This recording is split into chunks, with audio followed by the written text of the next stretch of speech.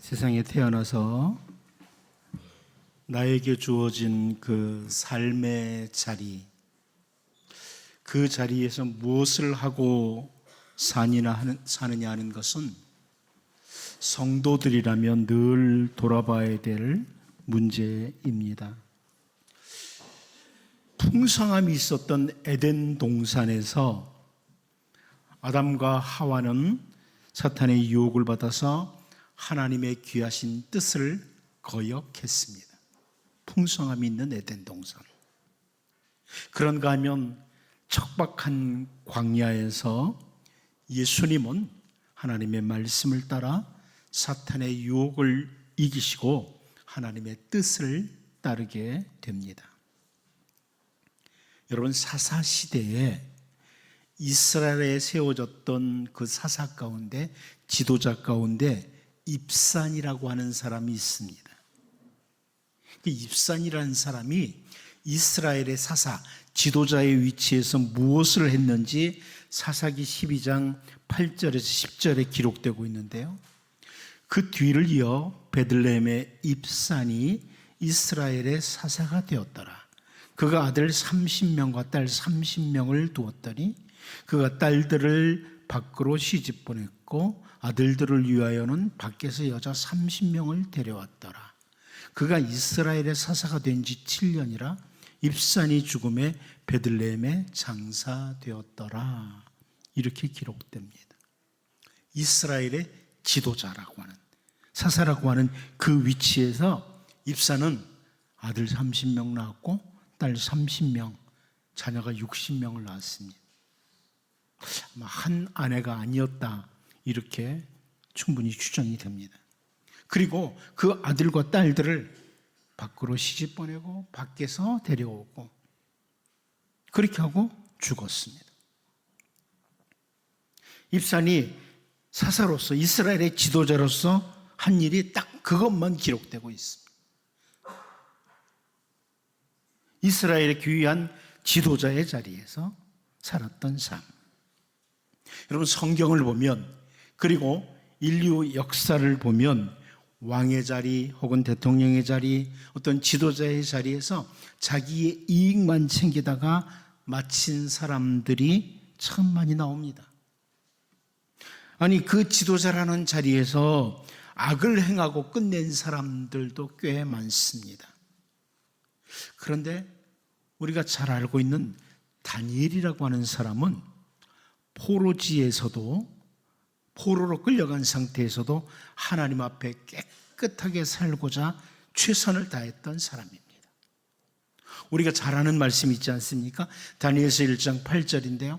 다니엘은 뜻을 정하여 왕의 음식과 그가 마시는 포도주로 자기를 더럽히지 아니하리라 하고 자기를 더럽히지 아니하도록 환관장에게 구하니, 그럽니다. 포로의 땅에서 포로로 살면서 하나님 앞에 깨끗하게 살고자 했다. 이제 우리가 오늘 본문 말씀을 통해 죽음이 임박했던 바울, 칙칙한 로마 지하 감옥에서 나의 달려갈 길을 다 마쳤다, 이렇게 고백할 수밖에 없었던 노년의 바울 사도가 그 자유롭지 못한 감옥 안에서 그 삶의 자리에서 행한 일이 무엇이었는지 이 부분을 좀 살펴보면서 우리의 인생의 기도의 제목을 삼았으면 좋겠습니다. 세상에는 좋은 환경, 좋은 조건 속에서 범죄하는 사람이 있는가 하면 최악의 상황에서도 신실하게 살아가는 이런 사람들이 있습니다. 오늘 본문을 살피면서 우리 자신을 돌아보고 우리에게 주어진 모든 삶의 자리에서 더 신실하고 아름답게 인생을 살아가는 복 있는 우리 모두가 될 수 있기를 바랍니다. 첫 번째는 바울은 언제나 놓치지 않는 분 하나님이 있었습니다. 주어진 삶을 살아가면서 언제나 놓치지 않는 하나님. 우리 여러분, 본문 3절을 같이 한번 다시 읽어볼까요? 읽어보겠습니다. 시작. 내가 밤낮 간구하는 가운데 쉬지 않고 너를 생각하여 청결한 양심으로 조상적부터 섬겨오는 하나님께 감사하고. 여러분, 여기 보면 바울 사도가 밤낮 간구하는 삶을 살았다, 하나님께로 향하는 삶을 살았다, 이렇게 표현합니다. 로마의 그 감옥 안에서 이 바울이 더 많이 할 수 있었던 것은 바로 기도였다는 겁니다. 밤낮 기도하게 됐다. 어떤 사람들은 세상에 살면서 삶이 어렵다고, 세상에 살기가 참 힘들다고 밤낮으로 원망과 불평만 하고 살아가는 사람도 있습니다.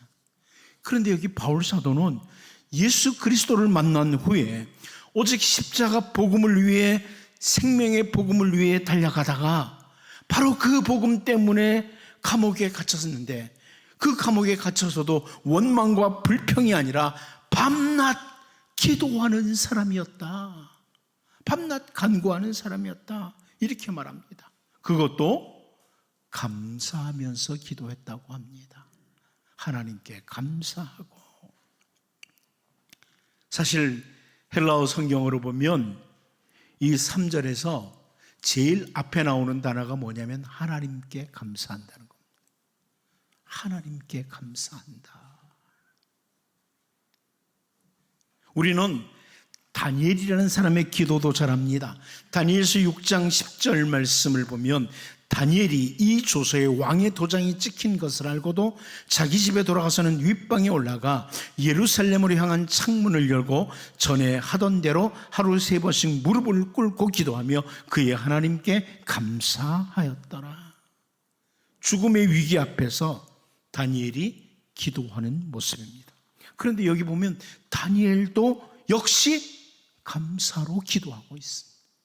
감사로, 죽음의 위기 앞에서. 무슨 말입니까? 정말 우리가 눈을 하나님께로 향하고 진짜 기도를 하면 오늘 우리의 삶의 자리가 어떠하든지 감사할 수 있다는 겁니다. 정말 하나님을 향하고 기도한다면 감사할 수 있다는 겁니다.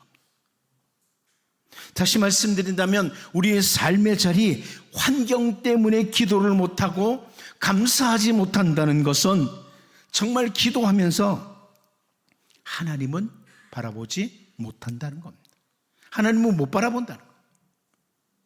기도라는 액션은 취하는지 모르겠지만 하나님을 바라보고 기도하는 건 아니라는 겁니다.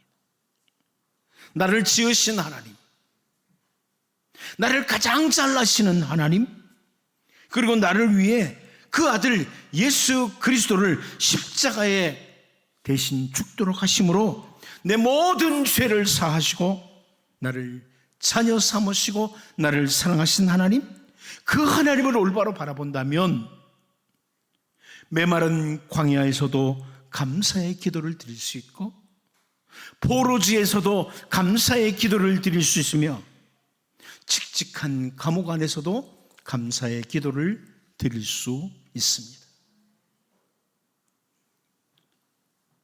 선하신 하나님, 가장 멋진 길로 인도하시는 하나님을 바라보는 눈이 없으면, 만일 그 눈이 없으면 매일 내려주시는 만나를 먹으면서도 감사를 못합니다.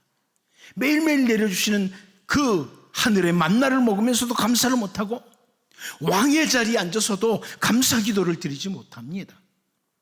우리는 우리에게 주어진 삶의 자리에서 정말 하나님을 향하는 기도하는 삶이 있는지 돌아봐야 됩니다.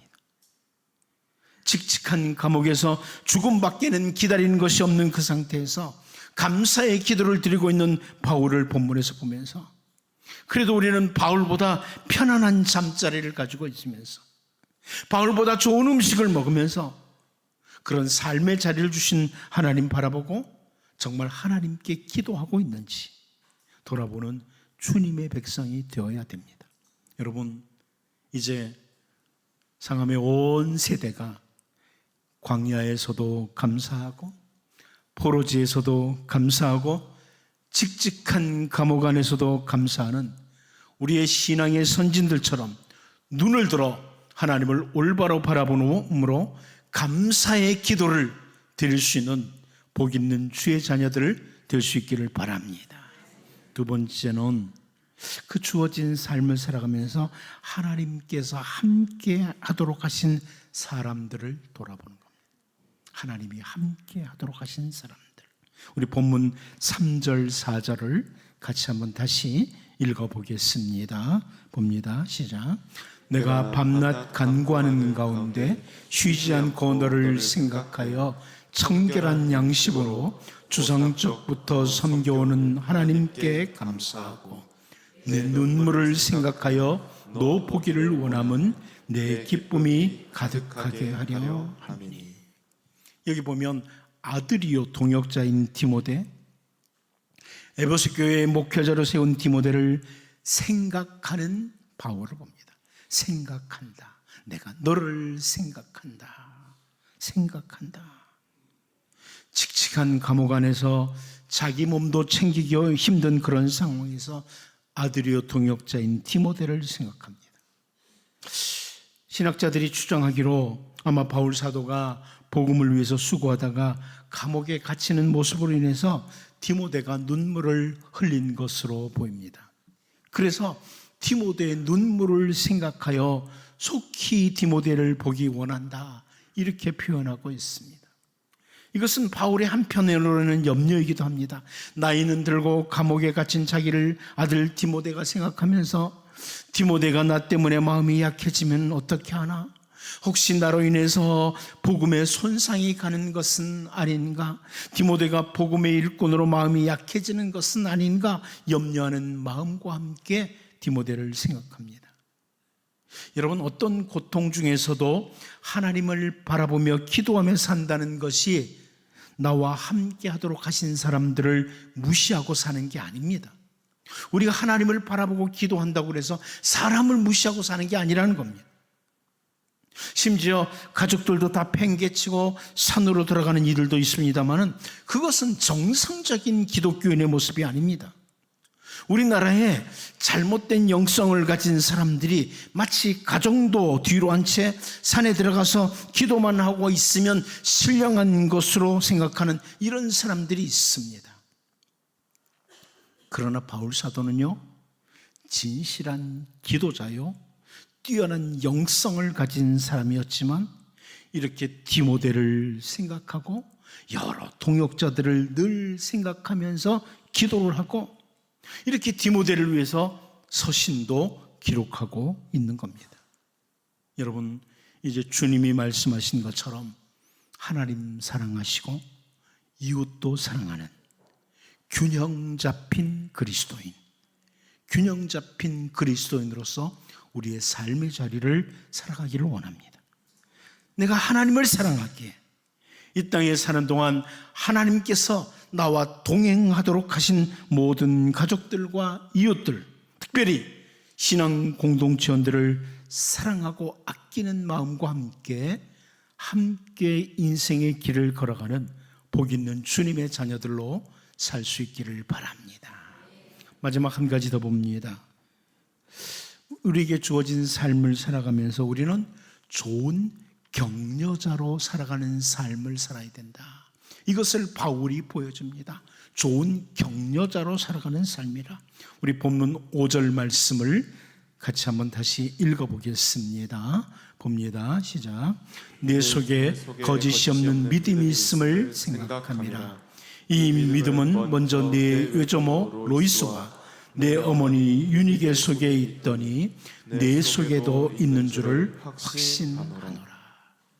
여러분, 얼마나 아름다운 격려입니까? 얼마나 아름다운 격려입니까? 사실 지금 바울은 자기가 사람들에게 격려받아야 될 상황이에요. 너무 힘든 상황이에요. 사람들의 격려가 필요한 상황이에요. 나이가 들어가면서 몸은 약해지고 여러 가지 환경이 좋지 않은 상태라면 우리는 더욱 누군가의 격려가 필요하지 않습니까? 그런데 지금 그 상황에서, 어찌 보면 최악의 상황에서 바울이 디모데를 격려하고 있습니다. 네 속에 거짓이 없는 믿음이 있음을 생각한다. 네 속에 거짓이 없는 믿음이 있다. 여러분, 우리의 삶의 자리에서 격려하는 삶을 산다는 것은요, 그 자체가 은혜고 복입니다. 은혜고 복이에요. 이 세상은 늘 누군가를 헐뜯고 비난하고 깎아내리는 이런 세상이에요. 그런데 이 세상에서 하나님의 백성이 할 수 있는 정말 좋은 은혜와 복은 뭐냐면 격려하는 겁니다. 옆 사람 격려하는 거예요. 함께 인생의 길을 걸어가는 사람들을 격려하는 겁니다. 여러분 바라보기에 저 사람은 혼자도 잘 살아, 이런 사람도요, 격려가 필요합니다. 격려가 필요해요. 아주 든든해 보이는 사람도 격려가 필요합니다. 저 사람은 굉장히 똑똑하고 잘난 것 같아, 그래도 격려가 필요합니다. 여러분, 늘 격려하는 이 자세, 이게 하나님의 백성의 올바른 자세다. 격려를 받으려는 마음보다 늘 주위 사람들을 격려하는 삶, 그것이 바로 아름다운 하나님의 사람의 모습입니다. 우리 주님이 십자가 위에서 우리의 죄를 다 지시고 그 험한 고통을 당하시면서도 마리아를 향하여 여자여 보소서 아들이니이다, 이렇게 말씀하시고 요한을 향해서 보라 네 어머니라, 이렇게 말씀하셨습니다. 우리가 바울 서신들을 읽어가다 보면 바울은 정말 격려의 사람이었다, 수많은 사람들을 격려하는 격려의 사람이었다, 이걸 알게 됩니다. 우리의 삶의 자리가 어디에 있든지 늘 격려하는 삶을 살아가는 삶, 이것은 예수님을 닮아가는 삶입니다. 여러분, 우리에게 주어진 언어와 입술을 가지고 이제 많은 사람들을 격려하며 사는 이런 복 있는 주님의 백성으로 살 수 있기를 바랍니다.